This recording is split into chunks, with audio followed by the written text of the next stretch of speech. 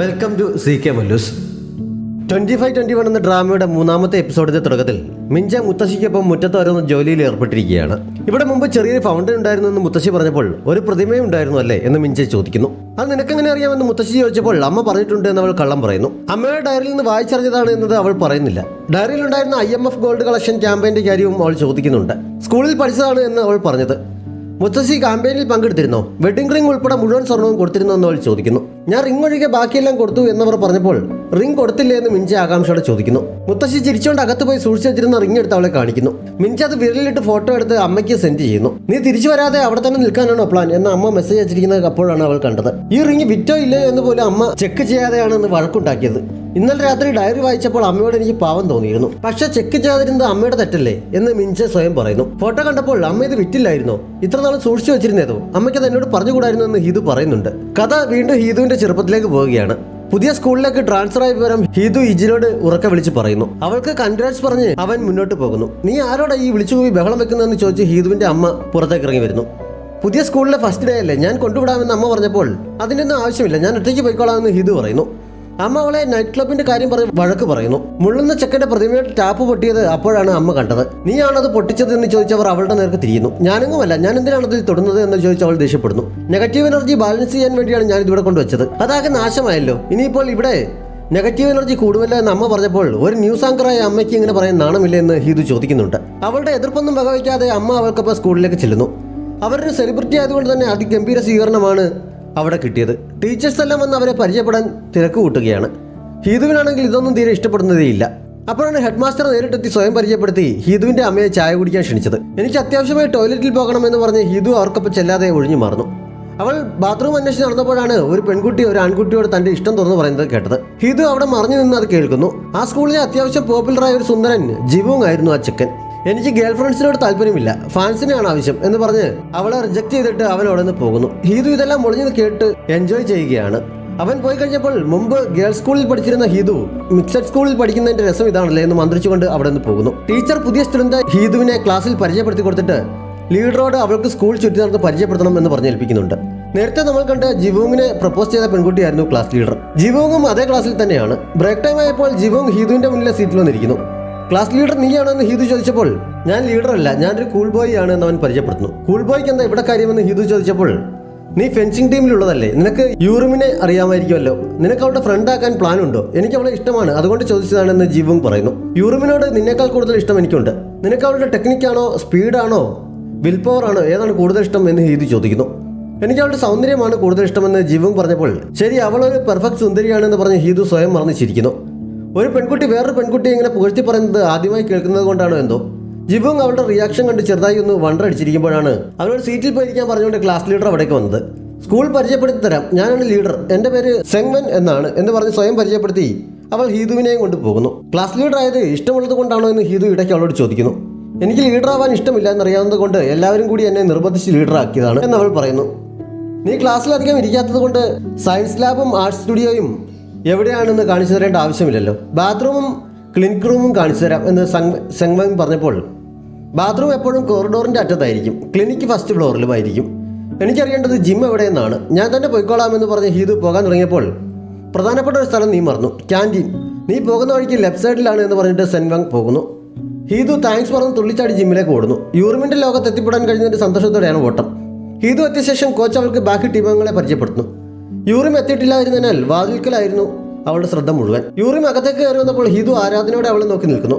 Late ആയതിന് അവൾ കോച്ചിനോട് sorry പറയുന്നുണ്ട്. നിനക്ക് സോറി തോന്നുന്നുണ്ടെങ്കിൽ ഈ പുതിയ സ്റ്റുഡൻറ്റുമായി ഒരു മത്സരത്തിന് റെഡി ആയിക്കോ, അവൾ എന്തൊക്കെയാണ് പഠിച്ചു വെച്ചിരിക്കുന്നതെന്ന് ടെസ്റ്റ് ചെയ്യാമല്ലോ എന്ന് കോച്ച് പറയുന്നു.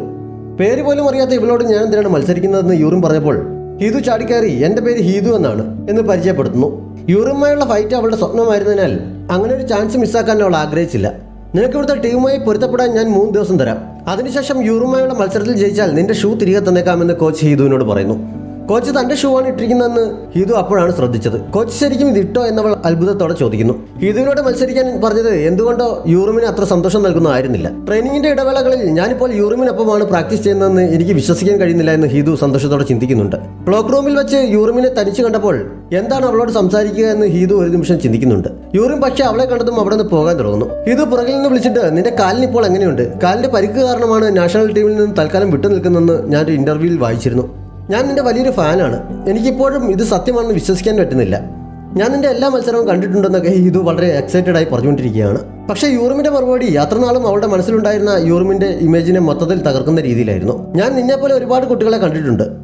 എല്ലാ വർഷവും എൻ്റെ കൂടെയും കോച്ചിന്റെ കൂടെയും ട്രെയിനിങ് ചെയ്യണമെന്ന് പറഞ്ഞ് നിന്നെപ്പോലെ കുറേ പേർ വരാറുണ്ട്. പക്ഷേ ആർക്കും 3 മാസം പോലും പിടിച്ചു നിൽക്കാൻ കഴിയാറില്ല. എന്നിട്ട് കോച്ച് പിന്നെയും എന്തിനാണ് നിന്നെപ്പോലെയുള്ളവരെ ടീമിൽ ചേരാൻ അനുവദിക്കുന്നത് അറിയാമോ? നിന്റെ കഴിവ് കണ്ടിട്ടൊന്നുമല്ല. ഒരാൾ കൂടുമ്പോൾ സ്കൂളിൽ നിന്ന് ടീമിന് അത്രയും കൂടി ഫണ്ട് അധികം കിട്ടും. അത്രയേ ഉള്ളൂ നിന്റെ വാല്യൂ. അതിൽ കൂടുതലൊന്നുമില്ല എന്ന് യൂറിം പറയുന്നു. അവളുടെ സംസാരം കേട്ട് ഹീതു ആകെ തളർന്നു എന്ന് പറഞ്ഞാൽ മതിയല്ലോ. ഞാൻ എന്തെങ്കിലും തെറ്റ് ചെയ്തോ എന്ന് ഹീതു ചോദിക്കുന്നു.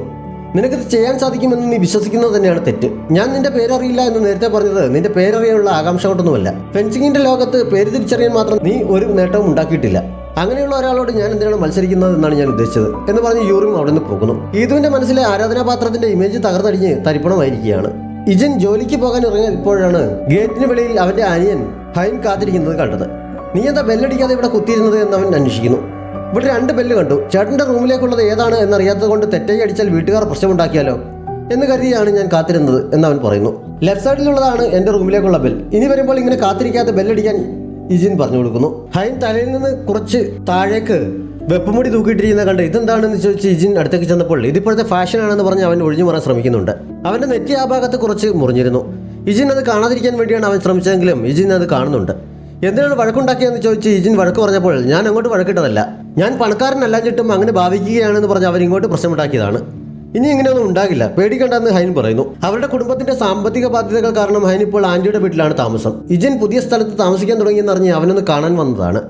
ജോലി കിട്ടിയാലുടൻ നിന്നെ ഞാൻ എൻ്റെ കൂടെ കൊണ്ടുവരാം. അതുവരെ ആന്റി പറയുന്നത് കേട്ട് അടങ്ങി ഒതുങ്ങി അവിടെ നിൽക്കണം എന്ന് ഇജിൻ അവനോട് പറയുന്നു. അനിയനെ പറഞ്ഞു വെച്ചിട്ട് അവൻ പോയത് യൂറിമിന്റെ അമ്മയുടെ സ്നാക്ക് ഷോപ്പിലേക്കാണ്. യൂറിമിനെ സ്പോൺസർ ചെയ്തിരുന്നത് ഇജിന്റെ അച്ഛനായിരുന്നു. അവനെ കണ്ടതും യൂറിന്റെ അമ്മ ഓടി അവൻ്റെ അടുത്തേക്ക് വന്ന് ഇത്രയും കാലം നീ എവിടെയായിരുന്നു? നിങ്ങൾ പാപ്പരായ വിവരമൊക്കെ ഞാൻ പത്രത്തിലൂടെയാണ് അറിഞ്ഞത്. ഞാൻ ഒരുപാട് വിഷമിച്ചിരുന്നു. എൻ്റെ കയ്യിലുണ്ടായിരുന്ന നമ്പറിലെല്ലാം ഞാൻ വിളിച്ചു നോക്കി, പക്ഷെ ആരെയും കിട്ടുന്നുണ്ടായിരുന്നില്ല. ചെയർമാൻ ഇപ്പോൾ എവിടെയാണെന്നൊക്കെ അവർ ചോദിക്കുന്നു. ഞങ്ങളെല്ലാവരും പല സ്ഥലങ്ങളിലാണ്, അപൂർവമായി തമ്മിൽ കാണാറുള്ളൂ. യൂറിമിന് അവളുടെ സ്പോൺസറെ നഷ്ടപ്പെട്ടു പോയതിൽ എനിക്ക് സങ്കടമുണ്ടെന്ന് ഇജിൻ പറയുന്നു. നീ എന്താ ഇങ്ങനെയൊക്കെ പറയുന്നത്? അവൾ ഇന്നത്തെ നിലയിൽ എത്താൻ തന്നെ കാരണം നിനക്കറിയാവുന്നതല്ലേ? നിങ്ങളെപ്പോലെ ഒരു കുടുംബത്തിന് ഇങ്ങനെ ഒരു അവസ്ഥ വന്നല്ലോ എന്നാണ് എൻ്റെ വിഷമം എന്നവർ പറയുന്നു. യൂറിം അവളുടെ കഴിവുകൊണ്ട് തന്നെയാണ് ഒന്നാമതെത്തിയത്, അല്ലാതെ മറ്റാരുടെയും സഹായം കൊണ്ടല്ല എന്ന് ഇജിൻ അപ്പോൾ പറയുന്നുണ്ട്. യൂറിം അവിടെ ഇല്ലാത്തത് കൊണ്ട് അവളെ കാണാനായി അവൻ സ്കൂളിലേക്ക് പോകുന്നു. യൂറിം പുറത്തേക്ക് ഇറങ്ങി വരുന്നതെന്ന് നോക്കി അവൻ ഗ്രൗണ്ടിൽ വെയിറ്റ് ചെയ്യുന്നു. യൂറിം വരുന്നത് കണ്ട് അവൻ അടുത്തേക്ക് ചെന്ന് നിനക്ക് സുഖമാണോ എന്ന് അന്വേഷിച്ചെങ്കിലും അവൾ മിണ്ടാൻ നിൽക്കാതെ പിണക്കം നടിച്ച് മുന്നോട്ട് നടക്കുന്നു. ഇജിൻ പിന്നെയും അവളെ വിളിച്ചു നിർത്തി അവൾക്കരികിലേക്ക് ചെന്ന് ഇത്തവണത്തേക്ക് ക്ഷമിക്കുകയെന്ന് പറയുന്നു. ഞാൻ എല്ലാം തുറന്നു പറഞ്ഞതല്ലേ, ഒരു നാഷണൽ അത്ലറ്റ് ആവുന്നത് എത്ര ബുദ്ധിമുട്ടുള്ള കാര്യമാണെന്നും ഓരോ ഗെയിമിനും പ്രിപ്പയർ ചെയ്യുമ്പോൾ അനുഭവിക്കേണ്ടി വരുന്ന പ്രഷറും എൻ്റെ ഏകാന്തതയും കാലിൻ്റെ പരിക്കിൻ്റെ കാര്യവുമെല്ലാം ഞാൻ പറഞ്ഞതല്ലേ. എന്നിട്ട് നീ എന്താ ചെയ്തത്? നീ എങ്ങോട്ടാണ് പോയത് എന്ന് അവൾ ചോദിക്കുന്നു. ആദ്യം അവൻ മറുപടി പറയാതെ നിന്നെങ്കിലും അവളുടെ സങ്കടം കൂടിയപ്പോൾ ഞാനും ആകെ വിഷമഘട്ടത്തിലായിരുന്നു. എന്താണ് ചെയ്യേണ്ടതെന്ന് എനിക്കറിയില്ല. ഇപ്പോഴും ഞാൻ അങ്ങനെ തന്നെയാണ് എന്ന് അവൻ പറയുന്നു. ഇത്ര കാലത്തിന് ശേഷം വന്നപ്പോൾ എനിക്ക് സുഖമാണ്, ഇപ്പോൾ പ്രശ്നമൊന്നുമില്ല എന്ന് പറയും എന്നാണ് ഞാൻ കരുതിയത്. എന്നിട്ട് നീ ഇങ്ങനെയാണോ പറയുന്നതെന്ന് യൂറിം ചോദിക്കുന്നു. അക്കൂട്ടത്തിൽ അവൾ അറിയാതെ കരഞ്ഞു പോകുന്നുണ്ട്. ഈ സമയത്താണ് ഹീതു അതുവഴി വന്നത്. യൂറിം ഇജിന്റെ മുന്നിൽ നിന്ന് കരയുന്നത് അവളും കാണുന്നു. ഇജിനും ഹീതുവിനെ കണ്ടിരുന്നു. പെട്ടെന്ന് ഹീതു അവിടെ നിന്ന് തിരിഞ്ഞ് വേറെ വഴി പോകുന്നുണ്ട്. ഇജിൻ യൂറിനോട് യാത്ര പറഞ്ഞ് ബസ് സ്റ്റോപ്പിൽ എത്തിയപ്പോൾ ഹീതു അവിടെ ഇരിക്കുന്നുണ്ടായിരുന്നു. അവൻ അവളുടെ അടുത്ത് നിന്നിരുന്നപ്പോൾ അവൾ പരിചയമില്ലാത്ത പോലെ കുറച്ച് നീങ്ങിയിരിക്കുന്നു. നീ ഇന്ന് 2ാമത്തെ തവണയാണ് എന്നെ അവോയ്ഡ് ചെയ്യുന്നത്, എന്ത് പറ്റിയെന്ന് അവൻ ചോദിക്കുന്നു. നിനക്ക് യൂറിമിനെ നേരത്തെ പരിചയമുണ്ടെന്ന് ഞാൻ തീരെ പ്രതീക്ഷിച്ചിരുന്നില്ല. അതറിഞ്ഞപ്പോൾ നമുക്കിടയിൽ പെട്ടെന്നൊരു അകലം വന്നതുപോലെ തോന്നുന്നു എന്നവൾ പറയുന്നു. അകലം കാണിക്കുന്നത് ഇങ്ങനെയാണോ എന്ന് അവൾ നീങ്ങിയിരുന്നതിനെ കളിയാക്കി അവൻ ചോദിക്കുന്നു. ഞാൻ ഇന്നു മുതൽ യൂറിമിന്റെ സ്കൂളിലാണെന്ന് ഹീതു പറയുന്നു. നീ അത് രാവിലെ എന്നോട് പറഞ്ഞതല്ലേ? ഞാൻ ഒരു മറുപടിയും തന്നിരുന്നല്ലോ. കൺഗ്രാറ്റ്സ് എന്ന് പറഞ്ഞ് ഷേക്കാറ്റ് നൽകാൻ അവൻ കൈ നീട്ടുന്നു. ഞാൻ കേട്ടില്ലായിരുന്നു എന്ന് പറഞ്ഞ് അവളെ കയ്യിൽ അടിക്കുന്നുണ്ട്. അതോടെ ഹീതുവിന്റെ പിണക്കവും മാറുന്നു. ബസ്സിൽ കയറിയപ്പോൾ ഒരു സീറ്റേ കാലി ഉണ്ടായിരുന്നുള്ളൂ. നീയല്ലേ മൂത്തത്, അതുകൊണ്ട് നീ ഇരുന്നോ എന്ന് പറഞ്ഞ് ഹീതു നല്ല കുട്ടിയായി ഇജിന് സീറ്റ് നൽകുന്നു. നിന്നെ വീട്ടുകാർ നല്ല ശീലമൊക്കെ പഠിപ്പിച്ചിട്ടുണ്ടല്ലോ എന്ന് പറഞ്ഞ് ഇജിൻ അവിടെ ഇരിക്കുന്നു. യൂറിമിനെ എങ്ങനെയാണ് പരിചയം? നിങ്ങൾ തമ്മിൽ ഇഷ്ടത്തിലാണെന്ന് ഹീതു ചോദിക്കുന്നു. സ്കൂൾ പിള്ളേരെ തന്നെ ഡേറ്റ് ചെയ്യുന്നതാണ് നല്ലത്, മുതിർന്നവർ മുതിർന്നവരെയും. ഞങ്ങൾ ഡേറ്റിങ്ങിലൊന്നുമല്ല എന്ന് ഇജിൻ പറയുന്നു. അവൾ പിന്നെ എന്താണ് കരഞ്ഞത്? ഞാൻ വിചാരിച്ചു നീ അവളെ കരയിച്ചതാണെന്ന്. ഗോൾഡ് മെഡൽ കിട്ടിയപ്പോൾ പോലും അവൾ കരയുന്നത് ഞാൻ കണ്ടിട്ടില്ല എന്ന് ഹീതു പറയുന്നു. സത്യത്തിൽ അവളൊരു ക്രൈ ബേബിയാണ്. അവൾക്ക് പറഞ്ഞു കരയാൻ 100 കാരണങ്ങളുണ്ട്. പക്ഷെ അവൾ എല്ലാവരുടെയും മുന്നിൽ കരയാറില്ല. ചാരിക്കിടന്ന് കരയാൻ പറ്റിയ ഷോൾഡറുള്ളവരുടെ മുന്നിൽ മാത്രമേ കരയാറുള്ളൂ. അല്ലാതെ നിന്നെ പോലെ നടുറോഡിൽ വെച്ച് കരയാറില്ല എന്ന് ഇജിൻ ഹീതുവിനെ കളിയാക്കി പറയുന്നു. ഹീതു നാണക്കേട് കാരണം മുഖം മറച്ചപ്പോൾ അതുകൊണ്ടാണ് എനിക്ക് നിന്നെ ഇഷ്ടം, നിനക്ക് കണ്ണീരൊളിപ്പിച്ച് വെക്കാൻ അറിയില്ല എന്ന് ഒരു കോംപ്ലിമെന്റ് പോലെ അവൻ പറയുന്നു. അത് കണ്ടപ്പോൾ ഹീതു ചെറുതായി ഒന്ന് പൊങ്ങുന്നുണ്ട്. ആഗമയിൽ സ്റ്റൈലിൽ മുടിയൊതുക്കിക്കൊണ്ട് ബസ്സിൽ ഒരിടത്തും പിടിക്കാതെ നിന്ന സമയത്താണ് ബസ് സഡൻ ബ്രേക്ക് ഇട്ടത്. ഇജിൻ പെട്ടെന്ന് അവളുടെ ബാഗിൽ കയറി പിടിച്ചതുകൊണ്ട് അവൾ തെറിച്ച് മുന്നിൽ പോയി വീണില്ല. ഹീതു നിവർന്ന് നേരെ നിന്നിട്ട് നീ ശരിക്കും ഒരു അത്ലറ്റ് ആവേണ്ടതാണ് എന്ന് ഇജിനെ പുകഴ്ത്തുന്നു. ഒരു അത്ലറ്റ് അല്ലാത്തതിന്റെ ഗുണം എന്താണെന്ന് അറിയാമോ? പരിക്ക് പറ്റിയാലും കുഴപ്പമില്ല എന്ന് പറഞ്ഞ് ഇജിൻ എഴുന്നേറ്റ് ഹീതുവിനെ സീറ്റിൽ പിടിച്ചിരുത്തിയിട്ട് അത്ലറ്റിന്റെ പ്രൊട്ടക്ഷന് വേണ്ടിയാണ് എന്ന് പറയുന്നുണ്ട്. ഇജിന്റെ ഹൗസ് ഓണറുടെ മകളായിരുന്നു നമ്മൾ നേരത്തെ പരിചയപ്പെട്ട സെങ്വാങ്. അന്ന് ഇജിൻ വരുന്നത് നോക്കി അവൾ താഴെ വെയിറ്റ് ചെയ്യുന്നുണ്ടായിരുന്നു. ഞാൻ ഹൗസ് ഓണറുടെ മകളാണെന്ന് അവൾ പരിചയപ്പെടുത്തിയപ്പോൾ കുട്ടി പഠിക്കാൻ വളരെ മിടുക്കിയാണ്, ക്ലാസ് ഫസ്റ്റ് ആണ് എന്ന് അമ്മ പറഞ്ഞിരുന്നു എന്ന് പറഞ്ഞ് ഷേഖാൻ നൽകാനായി അവൻ കൈ നീട്ടുന്നു. എൻ്റെ അമ്മയുടെ ഹോബിക്ക് ഇരയായതാണ് നിങ്ങൾ എന്ന് പറഞ്ഞ് അവൾ ആ ഷേഖാൻ്റെ നിരസിക്കുന്നുണ്ട്. ഞാൻ ഒരു കാര്യം പറയാൻ വേണ്ടി വെയിറ്റ് ചെയ്തതാണ്. നിങ്ങൾ എല്ലാ ദിവസവും രാവിലെ 6:50 കുളിക്കാറുണ്ടോ? അതിനെന്തെങ്കിലും പ്രത്യേക കാരണമുണ്ടോ എന്ന് അവൾ ചോദിക്കുന്നു. ഞാൻ പത്രമിട്ട് കഴിഞ്ഞ് വരുന്നത് അപ്പോഴാണ്, അതുകൊണ്ടാണ് എന്ന് ഇജിൻ പറഞ്ഞപ്പോൾ ഈ വീടിൻ്റെ സ്ട്രക്ചർ കാരണം നിങ്ങളുടെ ബാത്റൂമിൽ വെള്ളം യൂസ് ചെയ്യുമ്പോൾ ബാക്കിയുള്ളിടത്ത് വെള്ളത്തിൻ്റെ ഫോഴ്സ് കുറവാണ്. എൻ്റെ സ്കൂൾ കുറച്ച് ദൂരെ ആയതിനാൽ ഞാൻ എന്നും രാവിലെ ആ സമയത്താണ് കുളിക്കാറ്. പക്ഷേ നിങ്ങൾ ഇങ്ങോട്ട് വന്നതിന് ശേഷം എനിക്ക് പതിവായി ആ സമയത്ത് വെള്ളത്തിൻ്റെ ഇഷ്യൂസ് ഉണ്ടാകുന്നു.